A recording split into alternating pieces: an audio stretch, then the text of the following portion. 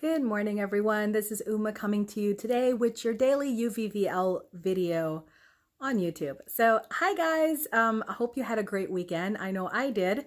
I got equal amounts of work and play in, so that's always a great thing when you can kind of have a balanced outlook on life. Speaking of balance, nice segue in.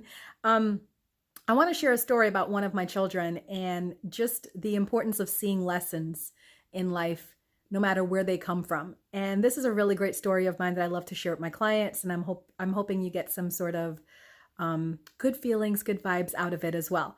So I have my youngest, Joshua, and a lot of the stories focus on Joshua because he's just a character. Let's just say it that way. Nathan is strong and lovely and independent, and Joshua is a talker and philosopher, if you will.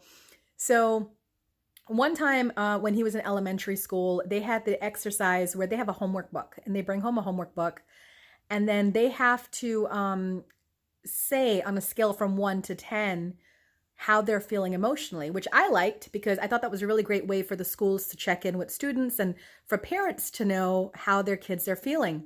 So Joshua would always write, or most times write, a 10, okay? This is the kid who loves SpongeBob SquarePants, and one of his favorite songs is Best Day Ever, right? And he would wake up every morning and say, today's the best day ever. And I was just like, we all need to learn from Joshua. So he came home one day and he was upset. And I looked at his homework book and he had written, how do you feel? It said, how do you feel today? And he said 10. And they say, give the reason why. And he said, no reason, I'm just happy. And a teacher had circled it in red and said, this is incomplete. You have to give a reason for being happy.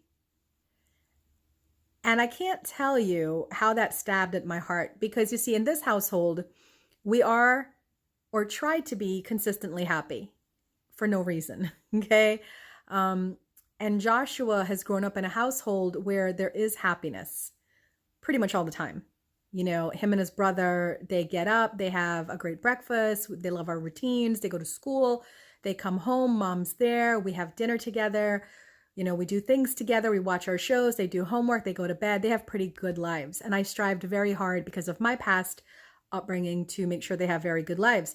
So Joshua, there's just many days he's okay with just being happy. And I had to think about that because I remember I had a friend who just used to be sad all the time. And I remember she would say to me, I cry maybe 5 or 6 times a week. And I was like, why? And she said, just because it's great for me. It's healing for me. It just makes me feel better. And I said, isn't this interesting that on the planet, we have two polar opposites. We have people who are just built to be happy. And then we have people who are just built to be sad. And one of the things that brought a lot of awareness to me was when I saw Joshua's homework assignment, I had to think to myself, am I built to be happy or built to be sad? And this was a couple years ago. And I realized at that moment in time, due to my life circumstances, like a lot of you have crazy life stories.